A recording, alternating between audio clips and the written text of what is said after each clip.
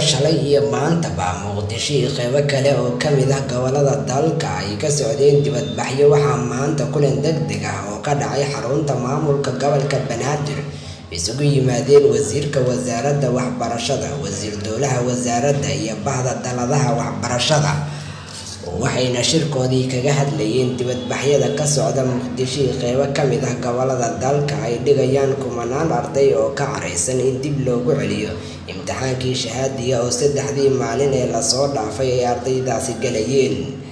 Wasiirka wasaaradda waxbarashada Cabdullaahi Goodax Barre ayaa ka dhawaajiyay inaan suurtagal ahayn in loo dagaalamo imtixaan qishkiisii la bixiyay isagoo dhanka kale sheegay inay jiraan dad raba inay waxbarashada siyaasadeeyaan balse uu ugu baaqay inay waxbarashada siyaasadeyn waa siduu hadalka u dhigay. ayaan maalmahan aad u fiirinaynay shalay iyo daraad dad London joogo ilmahoodii London geystay ayaa caruurteena halkan joogto wax u sheegay dariiqa tag mudaaharaad heblo oo raba inuu dawlad challenge gareeyo dawlad Soomaaliyeed oo shaqeynayso oo siyaasad ahaan ku mataqaanaa ku u baacsado laakiin qofka uu rabo inuu isticmaalo iyo mustaqbalka uu rabo inuu ku ciyaaro waa kaaga waalidiinta iyo ardayda waxaan la qabaa taladii meeshan laga soo jeediyay oo ah in gadaal aan iskugu noqono imtixaankani imtixaan waa maalmo wax lagu xisaabtamo waxa aad ahayd waa tahay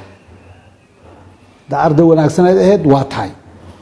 haddaad dadaal badan soo gashay waa tahay weliba waxaa ka fiican imtixaanka hadda soo socdo ka hadda suuqa galay wax badan kama duwanaa doon adigaaba waxaa helayba laylis ziyaada wasaaraddu inay niyad sami qabto waa tii training keentay oo imtixaanadii hore intii keentay iyo fasiraadeedii wasiir Goodax ayaa dhanka kale ka dhawaajiyay inay muhiimad u leedahay mustaqbalka ardayda Soomaaliyeed wuxuuna shaaca ka qaaday in imtixaanka ay bixiyeen mid ka mid ah goobaha lagu qaaday imtixaanka asagoo sheegay in gacanta lagu soo dhigi doono goobta bixisay xogta imtixaanka 104 goobooda imtixaanka lagu qaaday mid ka mid ah way dadka kulligood meesha lagu wada masawiro waa wada aragteen waa hal goob oo imtixaanka ku diin iyadana haddii eebbe idmo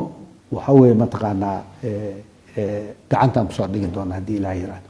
Wasiirka oo sii hadlay ayaa dhanka kale sheegay in aan aad kaga carooday falka ay sameeyeen ardayda xilli aan isku dayay inaan la hadla asagoo sheegay in waxa uu arkay aysan ahayn arday waa siduu hadalka u dhigay. dariiqa tagay ana waxaa aaminsanahay waa naloo ka badnaa haddaan bahda waxbarashadana wixii dariiqa socday aadan naloo ka badnaa maxaa yeelay waxaan isku dayay inaan ardayda la hadlo waxaan arkay arday uma ekeen dad dhagaxyo tuurahay oo mataqaanaa aan caadi ahayn ayaan la kulan waa naloo ka badnaa dariiqa wixii aadaanay bal annagu aan isxafidno. arrintan ku aadan imtixaanka in dib loogu laabtay imtixaanka ay kasoo horjeedaan ardayda iyadoo maalintii labaadna banaanbax ay dhigayaan ardayda ay kaga soo horjeedaan arrintaasi. Maxamed Daahir Cabdullaahi Dulmidiid Media Muqdisho.